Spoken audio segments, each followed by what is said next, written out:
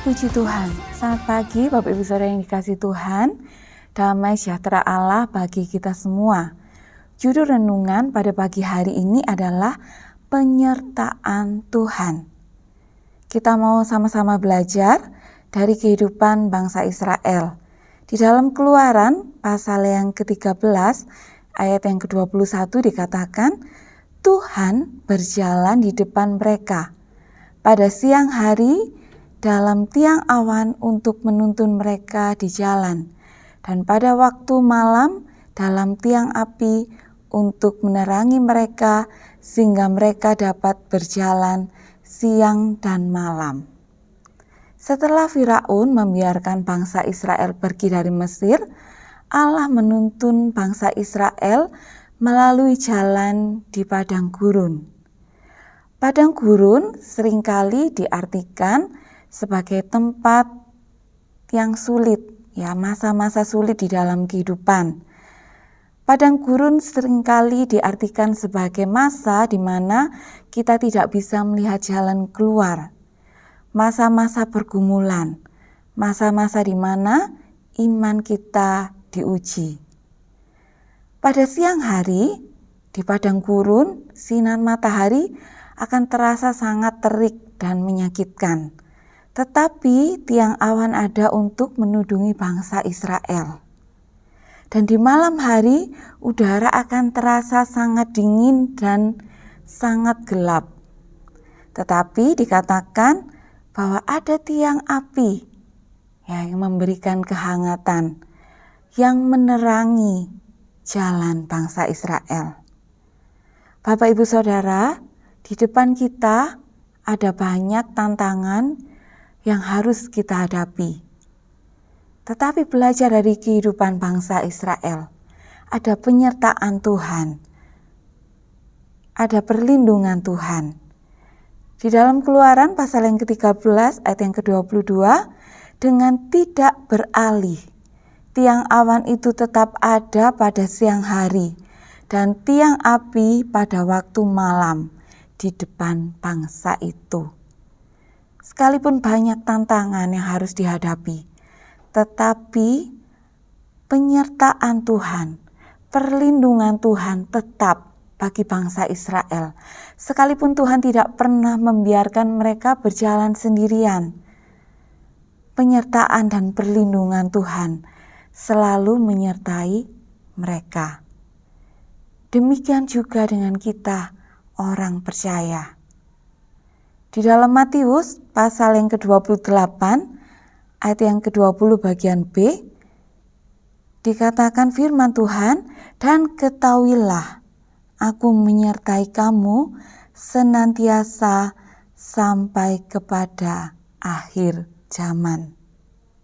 Pesan ini diberikan Tuhan Yesus kepada murid-murid sebelum ia naik ke sorga.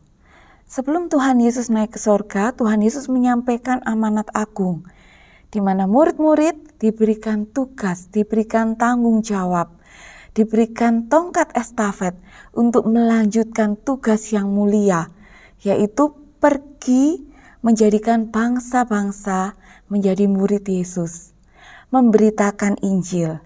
Di balik tugas yang besar ini, Tuhan Yesus menyampaikan sebuah kekuatan kepada murid-murid bahwa Tuhan Yesus tidak pernah meninggalkan mereka sendirian, bahwa Tuhan menyertai murid-murid. Janji Tuhan bagi murid-murid, bagi kita semua, bahwa Tuhan tidak pernah meninggalkan kita sendirian. Dalam terjemahan lain dikatakan, dan yakinlah Rohku akan selalu menyertai. Inilah janji yang Tuhan berikan, bahwa Roh Allah, yaitu Roh Kudus, sudah diberikan bagi kita orang-orang percaya.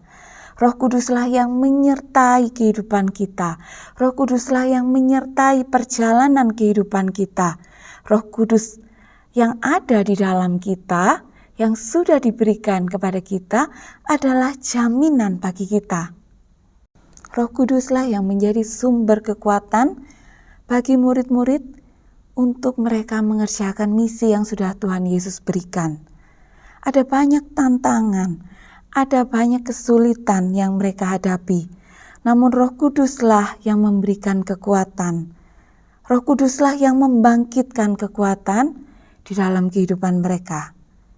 Di dalam 2 Timotius pasal yang pertama ayat yang ke-7, sebab Allah memberikan kepada kita bukan roh ketakutan, melainkan roh yang membangkitkan kekuatan. Karena itu Bapak Ibu Saudara yang dikasihi Tuhan, apapun yang sedang kita hadapi saat ini, kesulitan, tantangan, pergumulan yang berat yang sedang kita hadapi, janganlah membuat kita takut. Sebab ada Roh Kudus yang ada di dalam kita yang akan memberikan kita kekuatan. Jika bangsa Israel dipimpin oleh Tuhan, melewati padang gurun, melewati masa yang sulit, dengan tiang awan dan tiang api, maka di dalam kehidupan kita, Tuhan sudah memberikan Roh Kudus-Nya yang akan memberikan kita kekuatan. Mazmur pasal yang ke-119 ayat ke-105, firman-Mu itu pelita bagi kakiku dan terang bagi jalanku. Roh Kudus dan firman Allah yang akan memampukan kita melewati padang gurun, melewati masa-masa sulit. Yesaya pasal yang ke-41 ayat yang 10, janganlah takut, sebab aku menyertai engkau. Janganlah bimbang, sebab aku ini Allahmu. Aku akan meneguhkan, bahkan menolong engkau. Aku akan memegang engkau dengan tanganku yang membawa kemenangan. Puji Tuhan, Roh Kudus senantiasa menyertai kehidupan kita. Firman Allah yang akan memberikan kita kemenangan. Mari Bapak Ibu Saudara, kita mau percayai bahwa kita adalah gereja Tuhan yang hidup di dalam penyertaan Tuhan. Mari kita berdoa. Terima kasih Tuhan untuk firman-Mu. Kami bersyukur kami memiliki Allah yang selalu menyertai kehidupan kami. Roh Kudus yang ada di dalam kami dan firman Allah yang akan membawa kami melalui masa-masa sulit, yang akan memampukan kami melewati padang gurun, sehingga kami menjadi orang-orang yang menang, sebab Engkaulah yang menyertai perjalanan kehidupan kami. Memberkati setiap kami di dalam nama Tuhan Yesus. Haleluya. Amin. Engkau yang termulia di bumi di surga, termasyur perkasa selamanya.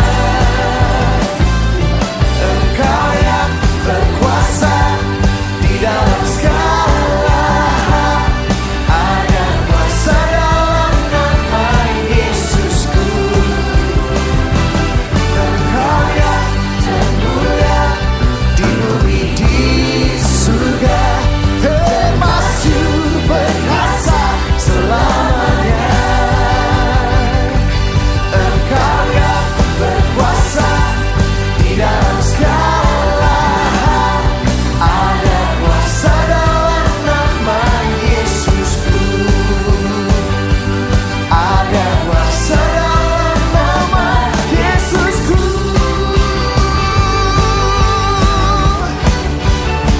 Namamu dahsyat Tuhan, Namamu berkuasa.